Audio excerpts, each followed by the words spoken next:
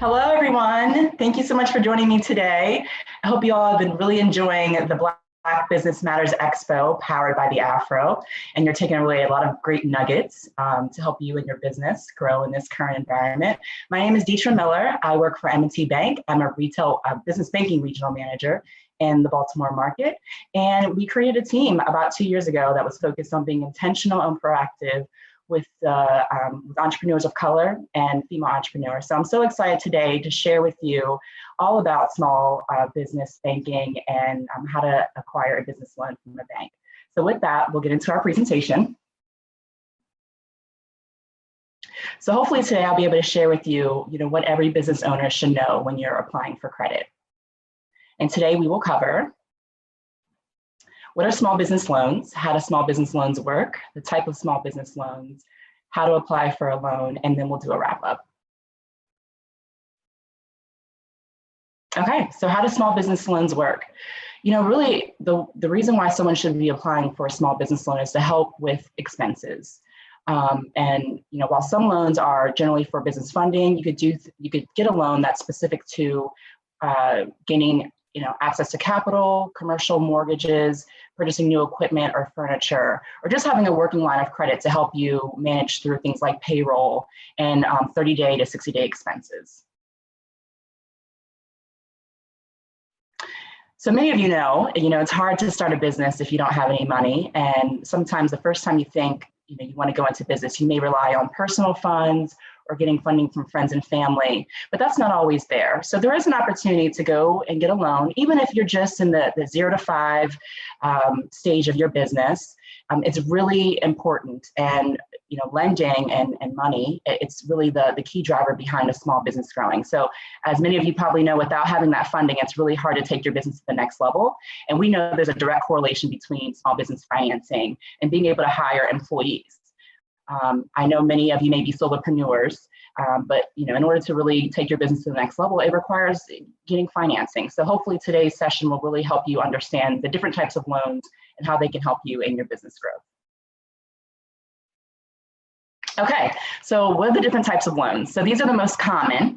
A term loan is typically used, it's a lump sum, it's over a certain amount of time, and you have a fixed rate. And then you know what your payment amount is going to be every single month. You typically would use this type of loan for purchasing a piece of equipment, for purchasing a vehicle. It's something that that you're not going to be able to pay off within a 0 to 90-day time frame. And even sometimes you may hear the term permanent working capital. So let's say you are working on a business expansion and you need about $100,000, for your marketing. You want to buy some equipment. You're going to need to hire somebody new, and it's probably going to take a while for them to be able to, pay for their own salary in terms of the production. So you may need to get a big loan up front to help you finance the business. So that would typically be a term loan. The next thing you will probably hear a lot about is the business line of credit. This is the vehicle that we typically see that is not used as it should be. So it's really just a revolving line. And like I said a little bit earlier, a business line of credit typically is for those 0 to 90-day expenses that you would be incurring. Because the thought here is you're kind of floating money in a sense as you're waiting for your sales to come in. So you may have to buy some inventory, and as you're selling the inventory, the thought would be you would use some of the funding to pay back what you use for the line of credit.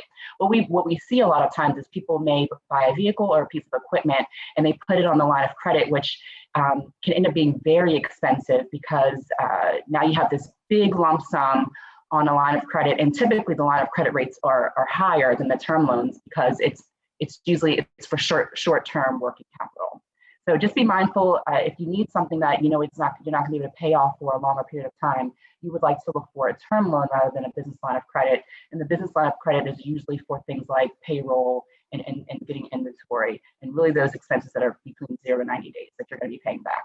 Also, if you see that your balances on your line of credit are on there for longer than 12 months, you may want to think about what we would call terming out that balance, because it really is more like permanent working capital versus being funding that was just placed there temporarily. So just want to keep that in mind.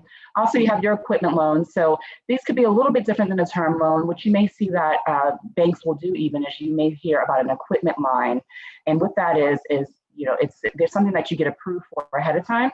And with the knowledge of knowing that I'm going to be buying a couple of different vehicles or a couple of different pieces of equipment, and rather than applying over and over again, you can get approved for a dollar amount, and then as you're getting your invoices to purchase these pieces of equipment, you will lock in each time.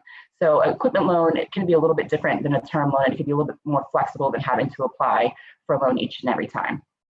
One thing that's not on here is a business credit card. So that does work similarly to a business line of credit.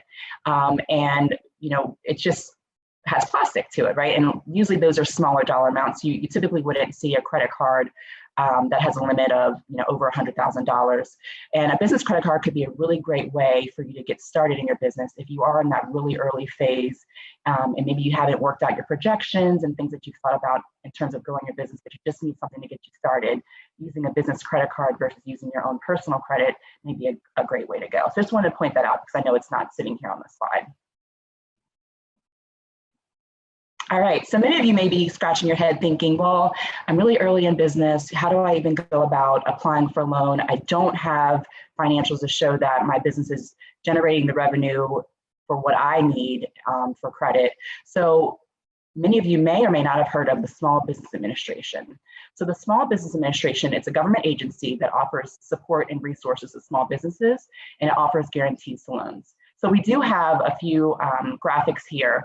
And just to make sure everybody understands, the SBA, Small Business Administration, they do not provide you with the financing. It's the banking institutions that actually lend you the money, and the SBA guarantees our loans. So in the Black community specifically, I know a lot of times you may hear, we don't have collateral, and that's what causes a lot of small business owners, there to be that such a big gap between white business owners and Black business owners, because just the gap and the wealth gap that occurs here in our country. So the SBA really helps overcome that obstacle of not having collateral, because the SBA is the bank's collateral, and collateral is really what is backing the loan. So, like a vehicle, that would be collateral. So when there is a lack of collateral, whether it's real estate or a piece of equipment or a vehicle, the SBA is really there to support small businesses along their journey. M&T, are really proud of our SBA preferred lender status. We were number 5, I believe we just moved to the number 4 SBA preferred lender in the country, which we're really, really proud of. We're number 1 in Baltimore and a number of different regions across the United States.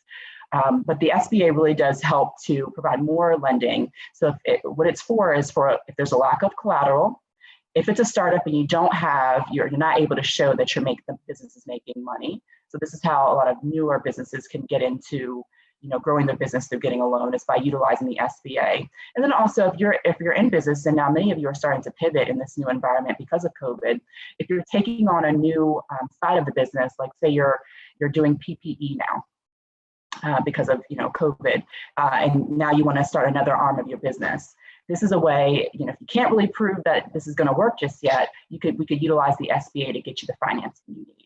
So there's a lot more into it than that, but I just wanted to make sure that you all understand. You have a lending partner, there's the loan, the bank is actually the entity that's giving you the loan, and the SBA backs the loan so that the banks can feel more comfortable providing a loan when sometimes it doesn't feel as comfortable for us to provide lending. So SBA reduces risk and enables you to get easier access to capital.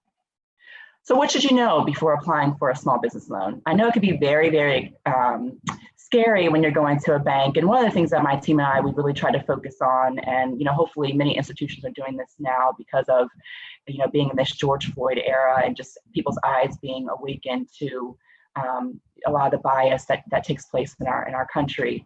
But it's really, really important for you to go to a bank, build that relationship, but you have someone that's there to really help you understand how to go about helping your business gain access to capital. So you're really excited about your business. Hopefully many of you are still encouraged, even though we're in this current environment. But it's really important for a bank. We need to understand whether or not we want to take on the risk of lending to an individual. So just think about it. If I didn't know you and you asked me for $100, I don't know that I'd be so easily excited about giving you $100. I want to make sure that you're going to pay me back. So that's basically what it is for a bank, right? We're going to be lending you money, and we just want to make sure that you have the ability to pay us back. So that's why it's really important to know how much do you need to borrow. Make sure we're thinking about our credit, because your personal credit score is really important.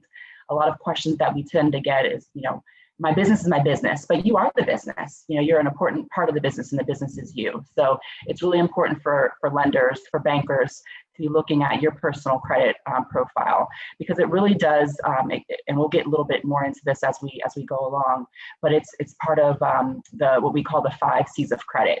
And so it's really important for us to understand who we're lending money to, and then having a really solid business plan. So even if you've been in business for a few years, you may not need to provide a formal business plan, but we still need to understand the operations of your business, where you were, where you are, and where you're going.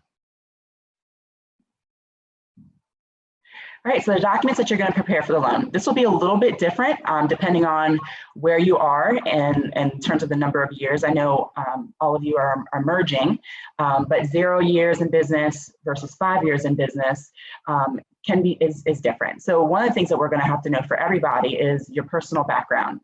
So it's really important, going back to what I was talking about in terms of building the relationship.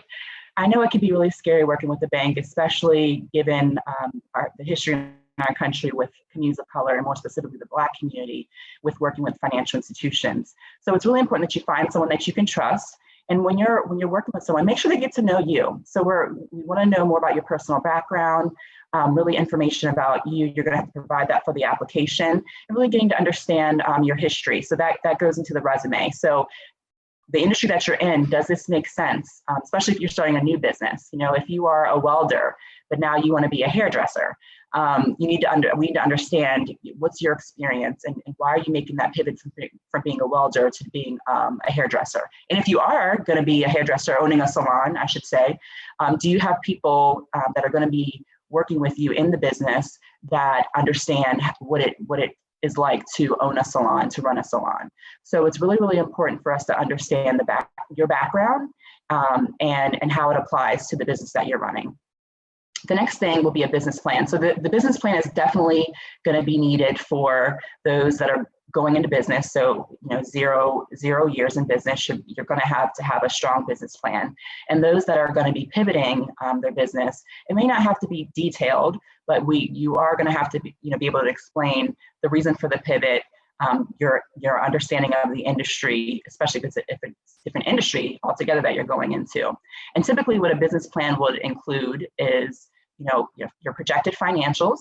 And you can get people to help you with this. So we have templates at the bank that we can help you with, but it's really important. You should rely on some of the resources that are available in the community, which many people don't always know about. But most communities have a small business development center, a small business resource center. There are a lot of women business centers, as well as other organizations or other technical assistance providers, capacity building providers that will help you. There's also SCORE. That's an organization that also helps you in getting things like industry data, helping you put together a business plan, helping you understand how to put together projections. So you're going to want to complete projections. Typically, the projections need to be for 3 years, with the first year being month by month. And you're also going to want to make sure that you understand the industry that you're going into or that you're currently in. Again, many banks also may have some industry data. Many of those resources that I mentioned earlier will be able to help you find industry data.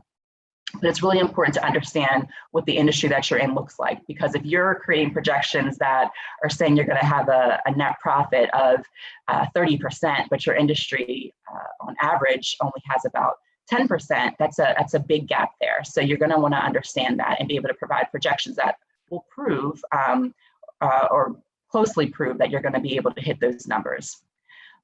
Also, what you're going to want to do is have a cash flow statement and a balance sheet to show what that's going to look like in your business, and walk through what your business is doing, your mission, your marketing plan, who your target audience or customer is, and how you're going to be generating money, and also who's going to be helping in the business. I know many of you may be solopreneurs. Most of Black-owned businesses are mostly solopreneurs. So it may not be, you may be the everything in the business, but still being able to understand, how are you going to be able to do that? So really understanding the operations. Next, the income tax returns are really going to be for those businesses that have been in operation and actually are generating income, but your personal tax returns are going to be needed as well. So typically, most banks ask for 3 years of personal tax returns, and then how many ever years you have of the business. Obviously, if you're new to business, you won't be able to provide that, and that's where we're going to heavily rely on the projections that you're providing. Right, so again, for the documentation of the loan, your loan history, you're going to get the bank statement. So loan history, that's if you already have other outside loans. So that's also going to be taken into account for whether or not you have the ability to pay our loan as well as the other loans through the income that your business is generating. Bank statements, you may need to provide these. It's not all the time, but if you're having just a hard time in showing cash flow, these may be helpful in providing to the banker that you're working with. So going back to the word collateral, this is really what the bank is going to be using to say, okay, if all goes wrong, what am I going to have to back up this loan? So in the event that you do fail, which we're hoping that no one does, but in the event that you fail, this is what we're going to be looking to make the bank whole. So collateral, and then of course the SBA may be our form of collateral. So that may be who we go to in the event that things aren't going well. How are you going to be using the loans? So back to when we were talking about the different types of loans, it'll be really important for us to be able to match up what the financing that we're giving you against what you're using the loan for. And then the debt schedule. So just being able to provide a list of debts that you have. So the type of debt you have, the balance that you owe on there, your monthly payment, and then when the loan or the line of credit is coming due.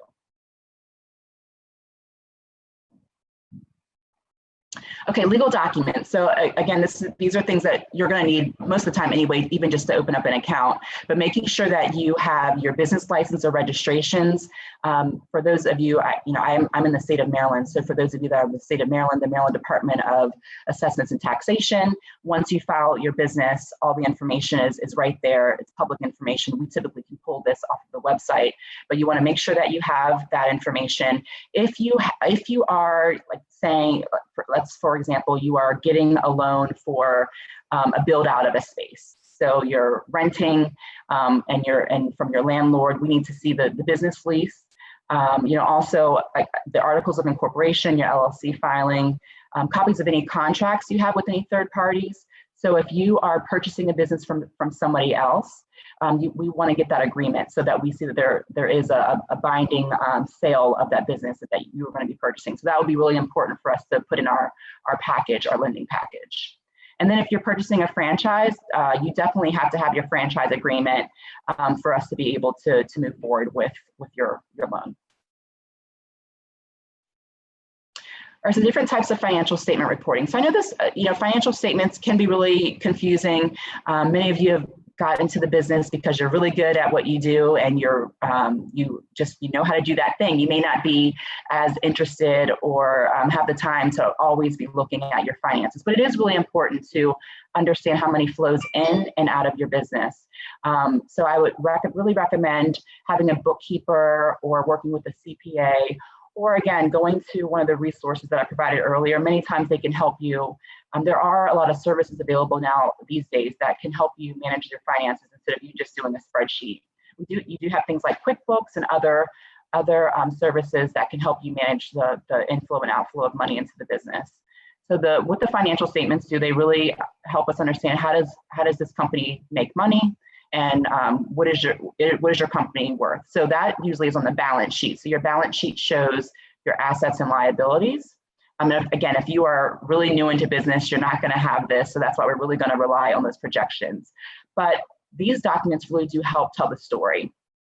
And this is why it's really important to have trusted advisors that are helping you manage the money in your business. What we typically tend to see, and we'll get a little bit more into this with the income statement, but we look at your tax returns. For a business that has definitely been in operation for a few years, we're looking at your tax returns. And I know it doesn't always tell the perfect story for your business, but it does tell a story. So if you are a business, and I know many times we try our best to not have to pay as many taxes within the law, right? If you guys have CPAs, that hopefully they are working within the law, and if there are tax write-offs that you can benefit from, by all means do that. But you have to be aware of what your tax strategy is, because what we're going to look for is the bottom line, the net income on your income statement. And if you don't have any net income, what that looks like to a bank is that you can't pay us back. There's no money to pay us back. So it's really important that you understand that. For those of you that are currently in business and you're filing taxes, be sure to look at your tax returns. Many of you may just be doing a Schedule C if you're a smaller company, or a single member LLC or sole proprietor. But it's really, really important that you all pay very close attention, because that could be what prevents you from getting a loan. So I want to make sure that you all have time to just go through that and take a look at it. So what tells us a story is the income statements. That's how money is coming into your business and how money is going out. So your income and your expenses, and then you have your net income at the bottom. Your balance sheet, again, shows your assets and liabilities. So things like cash, accounts receivable, accounts payable, and then on the other side, whatever loans that you have, your retained earnings, and that's the money that stays in the business. Your statement of cash flows or profit and loss statement. Really, a profit and loss statement is sort of like a tax return in a sense. Your profit and loss is what you kind of manage throughout the year, and that's what is used many times for your tax returns. And then your own personal financial statement, which most banks will have their own template for you to fill out. But this shows your financial wealth, any type of income that you're bringing in, especially for those of you that are side hustlers and you're maybe working full time or even part time and you're still working in your business. Seeing that outside income would be something that's helpful, especially if you're new in business, because now you're showing that you have outside income to help you get through these first few years in business. And then your credit report. So you don't have to bring that to the banks. The banks will be pulling that as they're, as you're applying for credit, but we do look at the credit report. So things we look at is how are you paying people on time? Are you overextended or underextended in credit? So what is your debt utilization or credit utilization, I should say. So those are all the things that are really important to help us tell the story. And then of course, you are an important part of that story. So getting to know you and understanding, what your goals are for the business will be really important in helping us get to the next step. So again, in terms of financials, we typically look at 3 years of financial statements. And what this does is helps us look at trends. So that's where it will be really important for you to come in, because if we're looking at your business and, say you were doing really, really well and you were growing year over year, and then you had a year where your sales went down, we just need to understand that. So that's why it's really important to be open and transparent and really vulnerable. I know talking about money can be very uncomfortable, but the more open that you are, the more that we can help you get to that next stage of getting access to capital for your business. All right, so the income statement, as I was saying earlier, it's really just a summary of how your business is performing, and it shows your profitability or lack thereof over time. And what it looks like is revenues, and then you have your expenses, and then it shows your profits. And hopefully there will be a profit, or it may show a loss. So here's a sample income statement. And what many of you may notice, if you look at your tax returns, this is what will show if you don't necessarily create an income statement on your own, which I do recommend using some type of tools that you can track month over month. But this income statement will look very similar to what you see in your tax returns. So you'll have your revenues.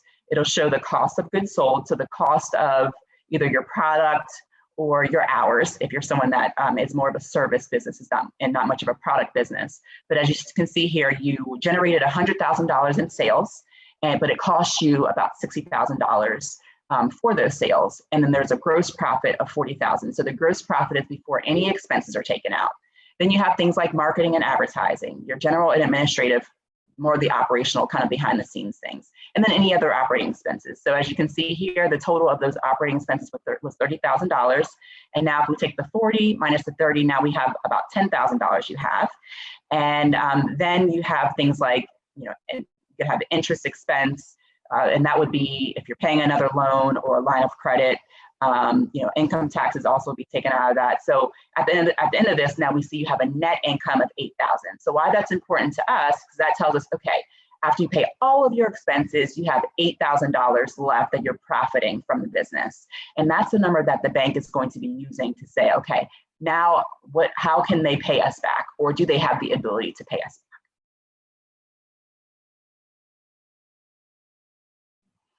All right, so this is kind of what we use to determine if your business is profitable or not. So you have your net income, and what we can do is we can add back certain things. So things like interest, things like taxes, things like depreciation and amortization, we're going to be adding all of those back for us to determine how much of a loan you can afford.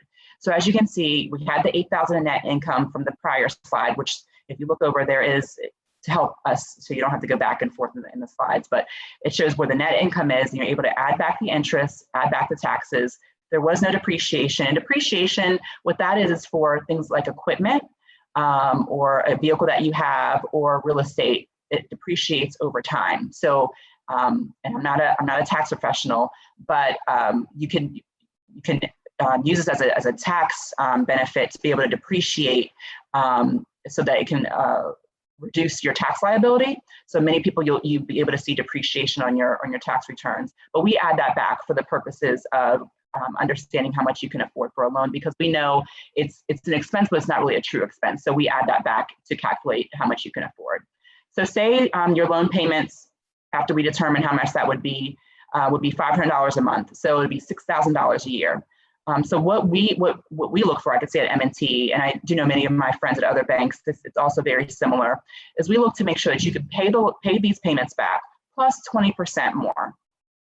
So what we do for this is we would take your earnings before income taxes and depreciation and amortization, and then we divide that by this loan payment. So as you can see, if you look up at the top, there's that $11,000 divided by $6,000 would give you what we call a debt service coverage ratio. And that's, again, just can you pay the debt, service the debt?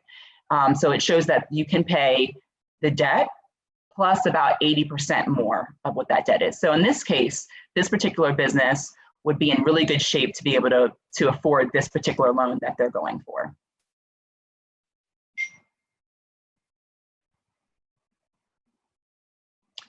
All right, so personal credit factors. I know we kind of talked about this a little bit earlier, but it is really important. I know it could be a little bit of a scary thing because maybe there were certain situations that caused us to not have great credit, but it is really important to understand where your credit score is. You also, for those of you that may not know this, you can go to www.annualcreditreport.com to get your credit reports for free one time a year. You can get all three of your reports from all three of the credit bureaus. Now during COVID, you actually can get them more frequently. So if you go to the website, it'll let you know that you can request them a couple different times. And so it's really important just to make sure your credit is in really great shape. I can't speak for other banks. I know at M&T, we look at a credit score at about 650 and above. So we really want to understand how you are personally handling credit, because again, as we're looking for trends, if a person is handling their credit profile well, that typically means on the personal side, that typically means that they're probably going to handle things really well on the business side. And then the reverse, if it's not always 100% true, but it creates the illusion, at least, if there's a history of not paying back, it creates the illusion that there may be a good correlation between that and being able to pay a business loan. That's why it's just really important to practice really great credit habits. And if you're not in a place where you are, at the 650, some may do a 620 or above credit score. If you're not at that place, it's okay. Now's a good time to take a look at your credit reports, make sure everything is reporting on there accurately. And for anything that's not accurate, making a dispute to make sure those go away. And then for the things that maybe, I had a situation and things weren't going well at the time, and I had to decide between feeding my family and paying a debt. So it's okay, just address the issue and start working towards, especially if you have a little bit of time in which you want to apply for credit, just start working on it. It typically will take, just a few months, about 6 months on average, we've seen, where if someone is proactive and working on building back up their credit, if they're just really proactive and getting things paid down or getting issues resolved, if they didn't even realize, many times we see that people don't even realize there's an issue on their credit report. But just work on those things, and within 6 months, you can put yourself in really great shape to to be in a better position to apply for credit if you're not meeting the bank's thresholds.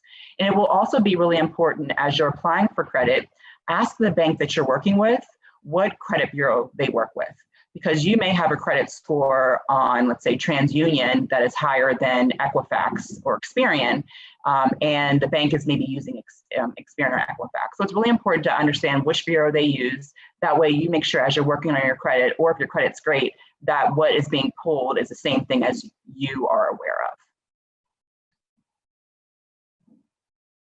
All right, so getting to the 5 C's of credit. And now the next slide is going to show the 6 C's of credit, but we can probably say the 7 C's of credit. And COVID, we can add to that 7th C. But as we go through this, let's first start with capacity. So capacity really is the ability for you to repay the loan. So if you remember, all a bank is interested in is, if I give this person, this business money, are they going to have the ability to pay me back? So that's why it's really important to understand how money flows in and out of your business. And this could be a really good time to see, and COVID has actually provided a lot of people an opportunity to say, well, maybe I didn't really need that expense. Maybe there are some things that I could cut back being in a remote world. So, really important to look how money flows in and out, because you're going to want to make sure you put yourself in the best position to be able to show that you can pay back any loan. The next thing would be capital. So, being able to leverage what you're putting into the business, right? So for going back to the Small Business Administration, the SBA, for many SBA loans, there may be what's called an equity injection. So you need to put at least 10% into the loan, and then the other 90% can be financed by the bank. So it'll be really important just to see, are you willing to invest in your business? We typically, any bank typically wouldn't give you 100% of any financing. Now for vehicles and for equipment purchases, many times you see that those are 100%, but things like real estate, if you're buying another business, you're going to have to put a piece of that in yourself as well. It's called your equity injection. So like for real estate, many times, you'll see many banks are looking for a 20% equity injection, or 20% put down towards the purchase of said property. And what it helps us do is just, again, it tells us how serious you are. And many may not be in a situation to where you could put a whole bunch of money down. That's why working with the SBA, if you're looking for more permanent capital, would be really helpful, because you only have to put 10% versus many banks looking for maybe 20% down. Character is really, really important. So going back to what I shared about getting to know you as a bank, building that relationship, telling us the things that we should know. So if you come to me and you say, well, we go down the checklist and I ask you, have you ever had a bankruptcy? Do you have any liens? Do you have any judgments? That's going to be on the application. And then if something comes up out of that and it says, well, you do have a tax lien, but you told me you didn't, that really, it shows, and I know sometimes we used to be scared to share information, but it kind of goes against that trust factor. So you should try your best, and you don't have to share everything under the table to a banker, especially for someone that you don't really know. But it is important to let us know things that we should know ahead of time, especially as a banker. I'm not an underwriter, but I try very hard to understand the underwriting process to put a business in the best position to get approved for a loan. And we work really closely with our underwriting department. So, they're the behind the scenes. I'm in front of the scene, right? I'm there with you. And the questions are going to come to me as a banker of, well, did you know that this was happening for this person? So mind you, they don't know you, right? And I feel like I know you. So if I know you, I'm able to mitigate, I'm able to help against that risk, that particular risk, right? So I can say, if I knew that there was a drop in income, I already knew that, right? So, and you told me, hey, we lost an employee, a really key employee to the business, but we found a new employee. So this year you should see my income increasing. So those are the type of things that are really important, because in the write-up that we do for an underwriter, again, it's the write-up is the telling of the story of the business. They only see the financials. They only see what's on your credit report. We help tell the whole story when we are creating that write-up for them in the loan, so that we're able to tell them, okay, this company, John he lost an employee, but he just replaced him with another employee who has 20 years of experience in the business, and we could already see trends of the income increasing. So that would be really important for us to get ahead of any risk that an underwriter may see just looking at the numbers. And then going back to the collateral piece. So again, what's going to be backing our loan?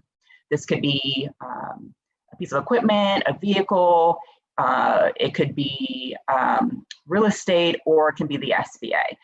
Or it can even be if you have a 401k, if you have any type of marketable security. So if you're investing, we could also use a securities account to act as collateral for your loan. Now, I know that may not be a situation for everybody, but for those of you that have maybe started your business as a side hustle and now you're going into business and you have been investing, especially, now many people have been getting into investing because of just the environment and learning more and being able to take advantage of how the economy is actually, in terms of the stock market, performing.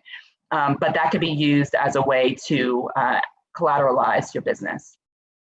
And then conditions. So again, that purpose of the loan. So if you're going to be, building out a space of your business, it's really important for us to make sure we're lining up the loan with the type of vehicle of the loan with what you're using it for.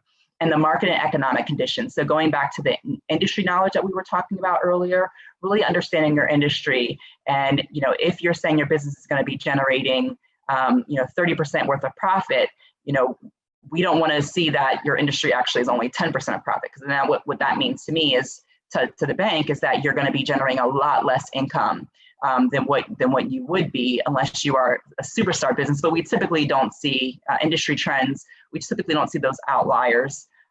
It can happen, but it doesn't happen often that someone is well outperforming or outpacing how the industry is doing. So it's really important to make sure that your numbers are representative of what's happening in the market.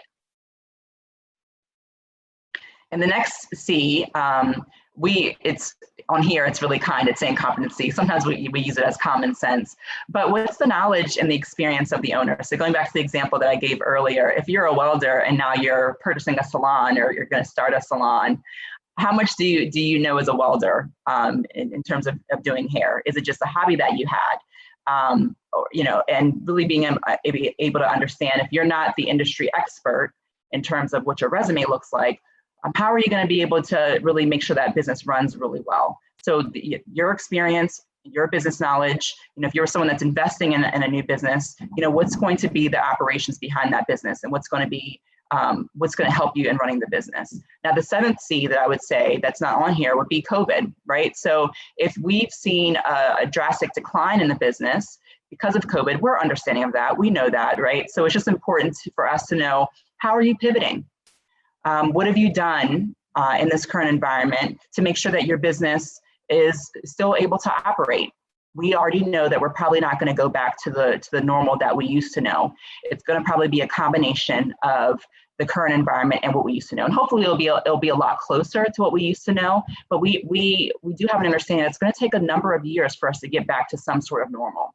So this is the environment that we're in. So how are you pivoting? What are you doing differently in your business to ensure that you're still able to make money? You may have a 20% decline in your sales, and that's okay. Is that going to be something that's going to be consistent? And how are you going to be adjusting for the decline in those sales? So it's just really important for us to better understand in this current environment, for those of you that have been in business for a few years, how does this environment impact you and how are you overcoming the obstacle of COVID? Because we know it's not going to go away anytime soon.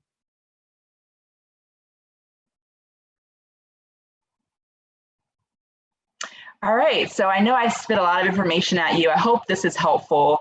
I know you're all on just a great journey, and I understand that this environment has made it just really difficult for many of you.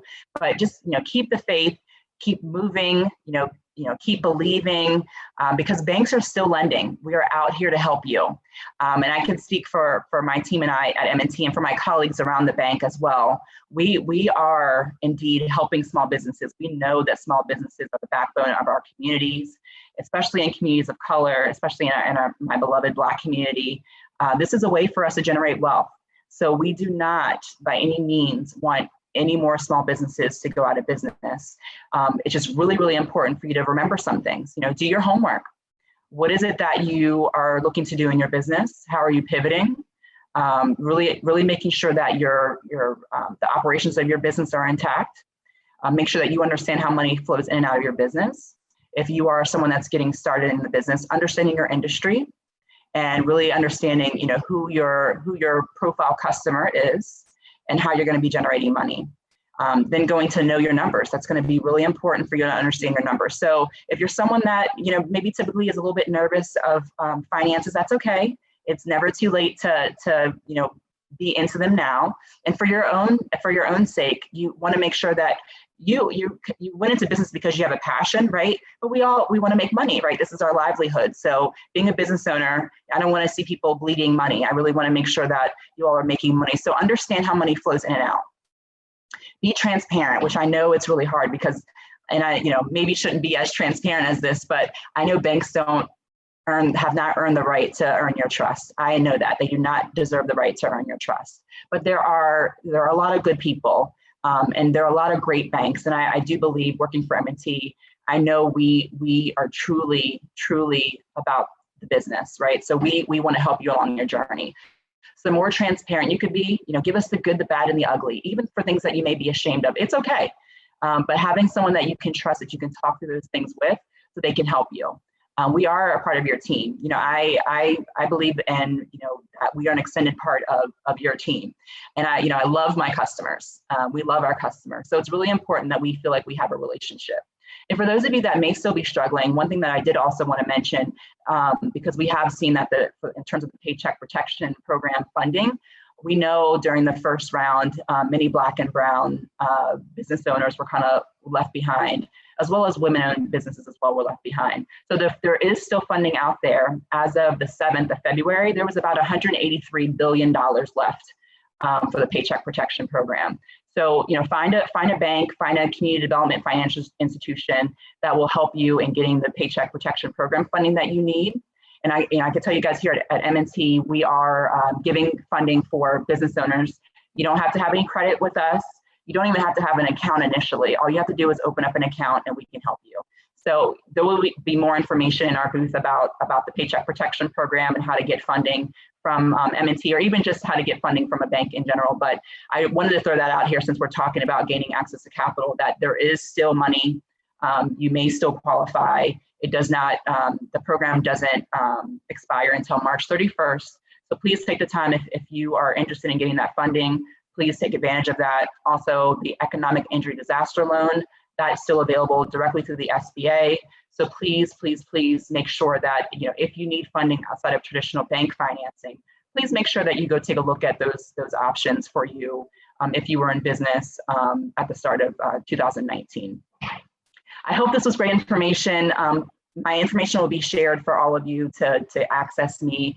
Even if you just have a question, I'm open. I'm here for all of you. I want to make sure all of you succeed. So happy journey. I know it's not an easy one, but please keep the faith. And I hope you guys enjoy the rest of the expo.